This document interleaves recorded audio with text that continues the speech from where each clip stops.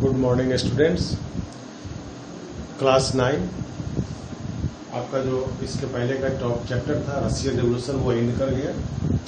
इसके बाद में आपको जो हिस्ट्री का जो नेक्स्ट चैप्टर आपका है, जो इम्पोर्टेंट चैप्टर आपका है Nazism and the rise of Hitler. Nazism and the rise of Hitler वो मैं आज आपको पढ़ाने जा रहा हूँ। हिटलर का उदय पढ़ाने जा रहा हूँ।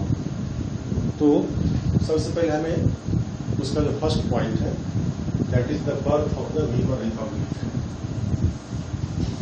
वीमर रिपब्लिक से मतलब है वीमर एक जगह का नाम है, वहां रसिया के जर्मनी में वीमर एक जगह है। उस जगह पे जो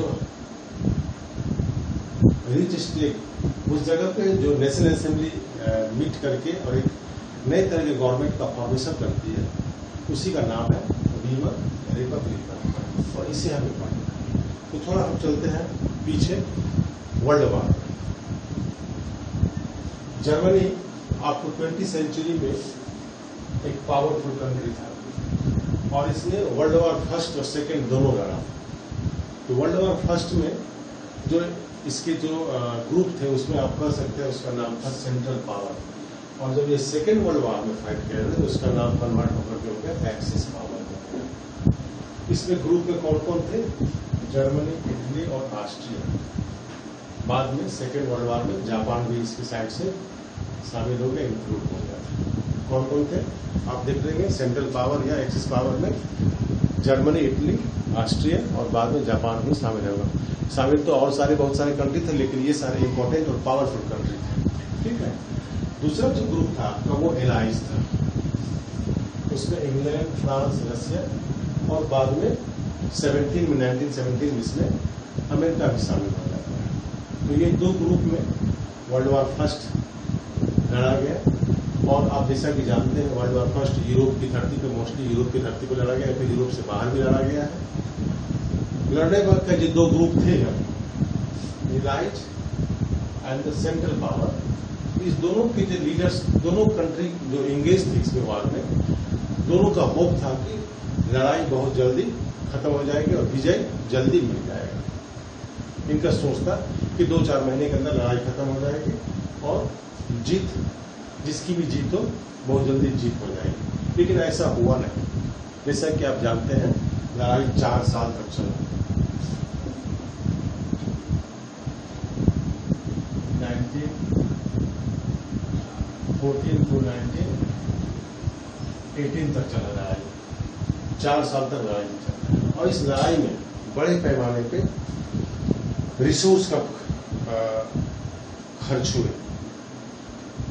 और हालांकि शुरुआती दौर में जर्मनी को गेन हुआ, जीत हुई, उसने फ्रांस और बेल्जियम, जर्मनी ने फ्रांस के और बेल्जियम के बहुत सारे एरिया पर कब्जा कर लिया। शुरुआती दौर में जर्मनी ने फ्रांस और बेल्जियम के बहुत सारे एरिया पे कब्जा कर लिए थे। लेकिन बाद में 17 आते 1917 में यूएस को लगा कि जर्मनी, इंग्लैंड, फ्रांस जो इतनी शक्तिशाली कंट्रीज को हरा रहा है, तो अमेरिका उसमें एंट्री कर गया और जिसके कारण आपको जर्मनी की हार हुई। जर्मनी की हार हुई और जर्मनी ने सरेंडर कर दिया। जर्मनी ने सरेंडर किया। नवंबर 18 में सेंट्रल पावर ने सरेंडर कर दिया एलाइज के सामने। सेंट्रल पावर ने किसके सामने सरेंडर कर दिया? एलाइज के सामने सरेंडर कर दिया और हार हो गई। इस तरह जर्मनी की हार हुई। जर्मनी की हार होने के बाद जर्मनी में अब हमें पढ़ना है कि जर्मनी में जो डेवलपमेंट हुई उसके बारे में। तो जर्मनी में जो डेवलपमेंट हुए, जो वहां पे इंपीरियल गवर्नमेंट थी, जो इंपीरियल गवर्नमेंट, देखिए इंपीरियल गवर्नमेंट किसे कहते हैं? वह गवर्नमेंट जो ऑलमोस्ट अपने नेबरिंग कंट्रीज पे अटैक करते हो या दुनिया के डिफरेंट कंट्रीज पे अटैक करके उसको अपने में मिलाना चाहता हो, उसे इंपीरियल कंट्री कहा जाता है।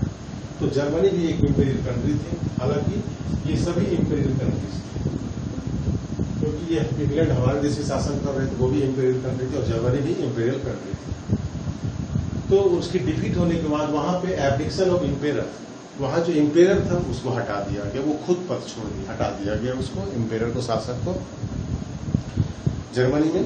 और पार्लियामेंट्री पार्टीज का को मौका मिला नए पॉलिटिक्स को जन्म देने का, नए तरह के गवर्नमेंट का फॉर्मेशन,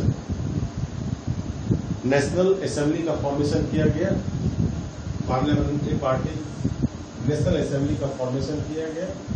और एक जगह था वीमर, देखिए वीमर आ गया, एक था वीमर रिपब्लिक, और इस वीमर में नेशनल असेंबली के मेंबर मिलते हैं और वहां पर उन्होंने एक डेमोक्रेटिक कॉन्स्टिट्यूशन का फॉर्मेशन किया। और उस डेमोक्रेटिक कॉन्स्टिट्यूशन में का स्ट्रक्चर क्या था? Federal structure. फेडरल स्ट्रक्चर का मतलब होता है the structure in which the power has been divided among the different organs of the government, उसको कहा जाता है फेडरल स्ट्रक्चर। तो वहां पे जो डेमोक्रेटिक कॉन्स्टिट्यूशन का फाउंडेशन किया गया वह कैसा था? फेडरल स्ट्रक्चर था। वहां पे पार्लियामेंट का फाउंडेशन किया गया, वो तो वहां के पार्लियामेंट को रिच स्टेट कहा गया। और उसके जो मेंबर्स, जो डिप्यूटीज इलेक्शन हुए, जो डिप्यूटीज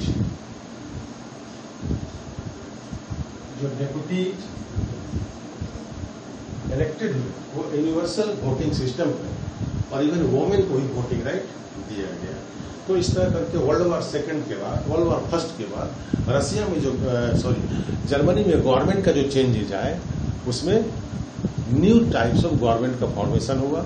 इंपेरियल गवर्नमेंट को हटा दिया गया, डेमोक्रेटिक कॉन्स्टिट्यूशन का फाउंडेशन किया गया और इलेक्शन के थ्रू डेप्यूटीज का अपॉइंटमेंट हुआ और यूनिवर्सल वोटिंग सिस्टम इम्प्लीमेंट किए गए just after world war first. तो अभी आपने देखा जर्मनी की डिफीट हुई वर्ल्ड वॉर फर्स्ट में, और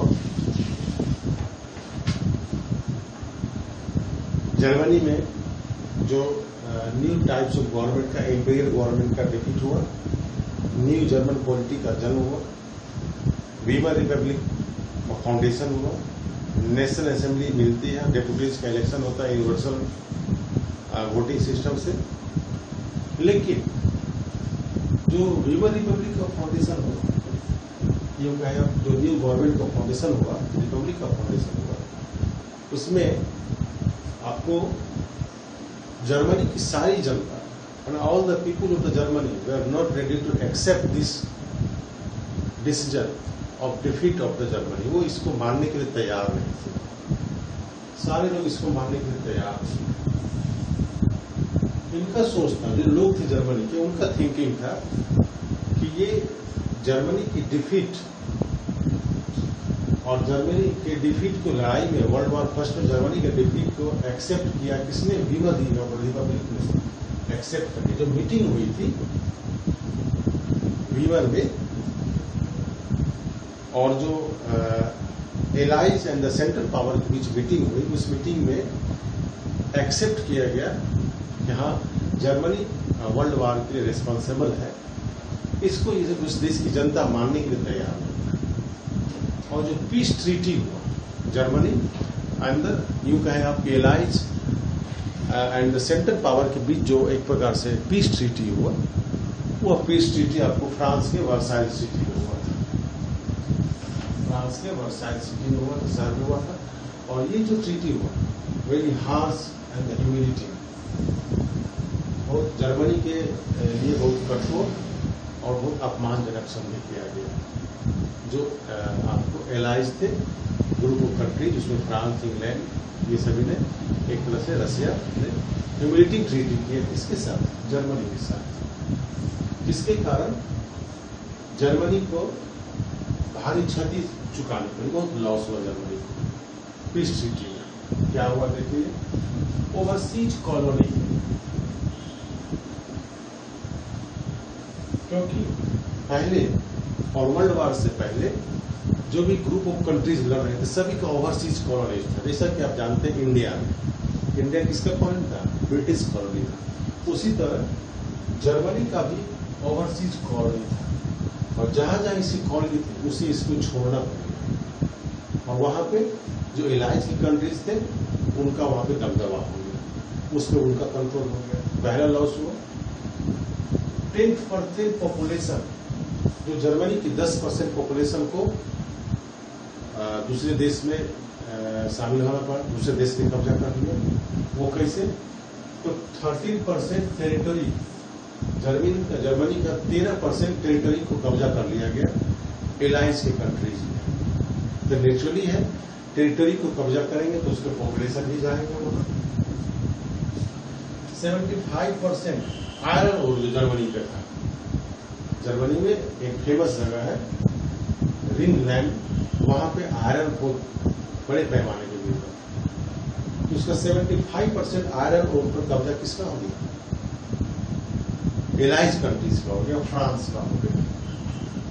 26% कोल, इतने 75% आयरन, 26% कोल, इसे को फ्रांस, पोलैंड और डेनमार्क, इसे को एलाइज कंट्री, इस सभी का कब्जा।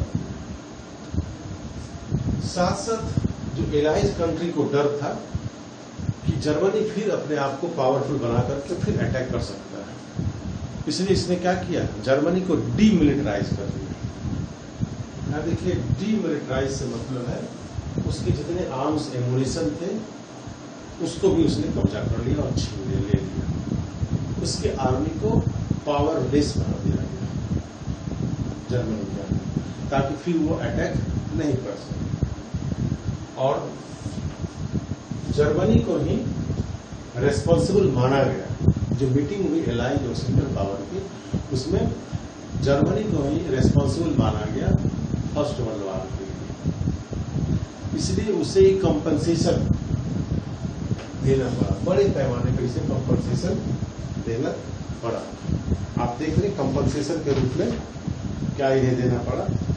ऑलमोस्ट $6 बिलियन कंपनसेशन के रूप में इसे किसे देना पड़ा? एलायंस कंट्रीज को देना पड़ा 1920 में। और बहुत सारे जर्मन, इसी कारण से, इतने सारे कारण से बहुत सारे जर्मन पीपल जो थे वह वीमर रिपब्लिक को इसके लिए दोषी ठहराते थे और उसको एक्सेप्ट नहीं करते थे। उनका कहना था कि जो वर्साइल्स में जो समझौता हुआ, वह समझौता ह्यूमिलिटी ट्रेटी को वीमर रिपब्लिक ने एक्सेप्ट क्यों किया और जर्मनी को रेस्पॉन्सिबल क्यों बनाया गया वर्ल्ड वॉर फर्स्ट में? और सेकंड, जर्मनी के इतने सारे रिसोर्स को एलाइज कंट्री ने जो बंदर बांट कर दिया, इन सभी कारणों से वीमर रिपब्लिक को most of the people of the Germany they are not ready to accept. Okay, आपके लिए क्वेश्चन है, उस क्वेश्चन को सॉल्व करेंगे। The peace treaty at Versailles with the allies was harsh and humiliating, explain. जो treaty हुआ था Germany या फिर सेंट्रल पावर का या फिर जर्मनी के साथ rest of allies countries, France, आप कह सकते हैं रसिया और इंग्लैंड के साथ, वो एक तरह से अपमानजनक हुआ था, कठोर था। वो कैसे कठोर था और अपमानजनक था, इसे आप सॉल्व करके इस क्वेश्चन को बनाकर ग्रुप में सेंड करेंगे। Okay, thank you.